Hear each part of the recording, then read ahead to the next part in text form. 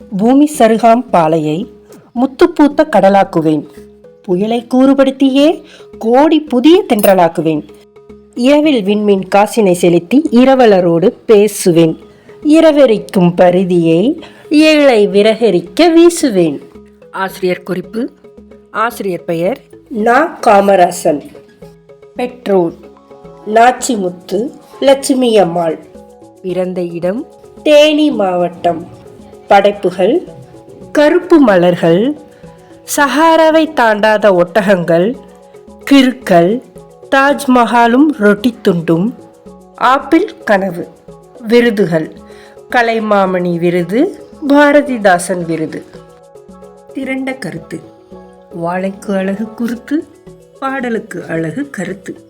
பூமியின் வறண்ட பகுதிகளான பாலை நிலத்தை முத்துக்கள் பூக்கின்ற கடல் பகுதியாக ஆக்குவேன் என்றும், வீசி வரும் புயலை கூறுபடுத்தி கோடி தென்றலாக மாற்றுவேன் என்றும், இரவில் மின்னும் விண்மீன்களை காசுகளாக செலுத்தி இரவலரோடு பேசுவேன் என்றும், இரவை எரிக்கும் பரிதியை ஏழை மக்கள் வீடுகளின் விரகரிக்க வீசுவேன் என்றும் குறிப்பிடுகிறார் இப்பாடலின் ஆசிரியர். இவையே திரண்ட கருத்தாகும். மைய கருத்து: இப்பாடலின் ஆசிரியர் இயற்கையின் எதிர்மறையானவை அனைத்தையும் உடன்பாடாக்கிக் கொள்வதாகவும், ஏழைகளின் வயிற்றுப்பாட்டையும் மையமாக வைத்து இப்பாடலை இயற்றியுள்ளார். மோனை நயம்: மன்னனுக்கு தேவை சேனை, பாடலுக்கு தேவை மோனை.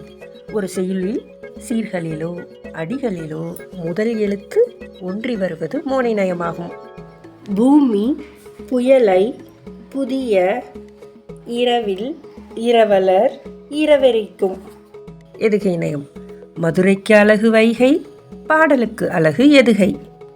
ஒரு செய்யுளில் சீர்களிலோ அடிகளிலோ இரண்டாவது எழுத்து ஒன்றி வருவது எதுகை நயமாகும். இரவில் இரவலர் இரவெரிக்கும். இயைபு நயம்: செய்யுளில் கடைசி எழுத்தோ சீரோ அசையோ ஒன்றி வர தொடுப்பது இயைபு நயமாகும். ஆக்குவேன், பேசுவேன், வீசுவேன். அணிநயம்: அணியற்ற பாடல் அழகற்று போகும். இப்பாடலில் உருவக அணி பயின்று வந்துள்ளது.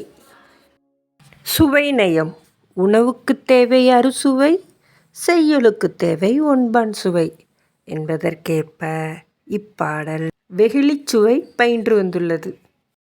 தலைப்பு: தலைப்பில்லா பாட்டு, தலையில்லா உடல் போல். இப்பாடலுக்கு விண்மீன் காசு என்ற தலைப்பு பொருத்தமானதாகும்.